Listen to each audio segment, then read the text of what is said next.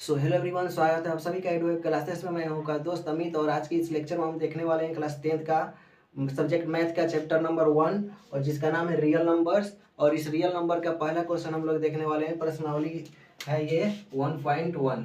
ठीक है, तो इस प्रश्नावली 1.1 के क्वेश्चन नंबर 1 को हल करने वाले हैं। तो आइए इस क्वेश्चन को हल करते हैं और देखते हैं कि ये क्या कह रहा है। निम्नलिखित संख्याओं को अभाज्य गुणनखंडों के गुणनफल के रूप में व्यक्त करना है। ठीक है, यहाँ पे जो भी संख्या दिया गया है इसको अभाज्य गुणनखंडों के गुणनफल के रूप में क्या करना है, इसको दिखाना है। तो सबसे पहले हम समझते हैं कि अभाज्य संख्या क्या होता है।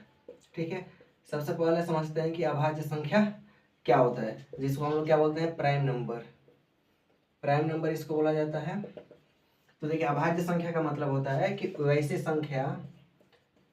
संख्या जो एक से और स्वयं स्वयं यानी कि खुद से क्या हो, विभाजित हो, खुद से विभाजित हो, उसे क्या कहते हैं हम लोग, उसे कहते हैं अभाज्य संख्या। ठीक है, जैसे कि क्या हो जाएगा, यहाँ पे 2 हो जाएगा, 3, 5, 7, 11, 13, यहाँ 17, 19, 23, 29, 31, ये 37, 41, 43। ये जब संख्याएं हैं, ये सभी संख्याएं क्या है, इसमें एक से भाग लगेगा और खुद से भाग लगेगा, बाकी और किसी संख्या से क्या होगा, इसमें भाग नहीं लगेगा।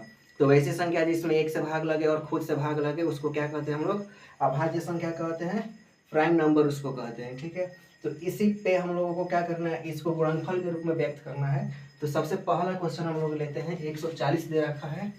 तो 140 को हल करते हैं और इसको दिखाते हैं कि कैसे इसको अभाज्य गुणनखंडों के गुणनफल के रूप में इसको क्या किया जा सकता है, लिखा जा सकता है। ठीक है, तो यहाँ पे 140 है। तो सबसे पहले जैसे हमने 2, 3 और क्या 5, 7, 11, 13 इन सभी संख्याओं से ट्राई करेंगे। तो सबसे पहले 2 से ट्राई करते हैं। ये 2 से कट जाएगा, इसलिए कटेगा क्योंकि अंत में क्या है, 0 है। तो 2 से कटाएंगे इसको, 2 7 14 और ये 0। फिर 2 से कटाएंगे, 2 3 6, 1 बचेगा, 10 हो जाएगा, 2 बचे 10। अब देखिए 2 से कट गया, लेकिन अब क्या होगा, अब 2 से नहीं कटेगा, लास्ट में 5 आ गया। तो अब किससे कटेगा, 3 से चेक कर लेते हैं। तो 5 3 8, 3 से नहीं कटेगा, 5 से कटेगा। तो 5 से कटाएंगे, 5 7 35। अब 7 किससे कटेगा, 7 से 7 एक बार में कट जाएगा।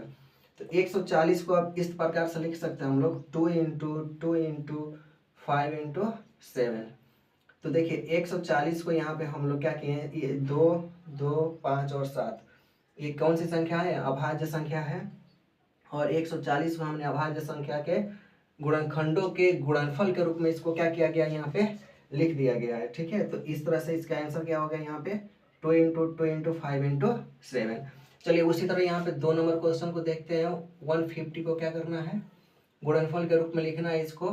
तो 2 से कटाएंगे, तो 2 7 कितना होगा, 14, और यहाँ पे 1 होगा, 16 हो जाएगा, 2 8 16। फिर 2 से कटाएंगे, ये 2 3 6, यहाँ पे आएगा 1, तो 18 हो जाएगा, 2 9 18। अब 3 से कट जाएगा, देखिए 2 से नहीं कटेगा, लास्ट में 9 आ गया, तो 2 से नहीं कटेगा, 3 से कटेगा। इसको जोड़ के देखेंगे, 3 और 9 12 हो गया। 12 क्या होता है, 3 के पहाड़ा में आता है, इसका मतलब 3 से कट जाएगा 13 बार में। और फिर सॉरी, अब 3 से नहीं कटेगा ना, 2 से कटेगा, अब डायरेक्ट 13 से कटेगा। तो 13 से 13 एक बार में क्या होगा, कट जाएगा।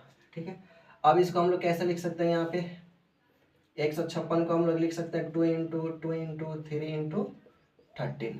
तो देखिए 156 में 2 2 3 और 13 जो है वो क्या है, यहाँ पे अभाज्य संख्याएं हैं। ठीक है, और इसी में बोला था कि अभाज्य गुणनखंडों के रूप में क्या करना है, इसको लिखना है।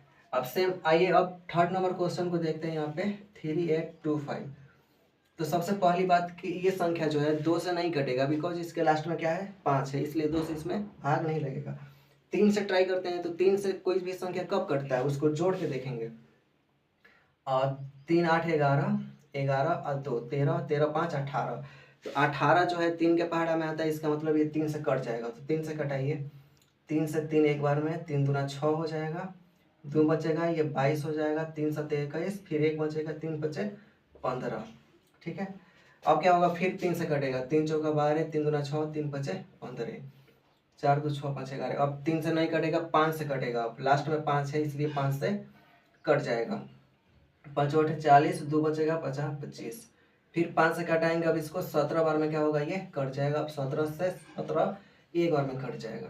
तो 38 और 25 को हम लोग अभाज्य गुणनखंड के रूप में कैसे लिख सकते हैं, 3 इंटू 3, 5 इंटू 5 और 17। तो दिस इज आवर आंसर। इस तरह से इसको अभाज्य गुणनखंड के रूप में क्या किया जा सकता है, व्यक्त किया जा सकता है। ठीक है, अब आइए यहाँ पे देखते हैं 5005 को हल करते हैं। यहाँ पे इसको मिटा देते हैं।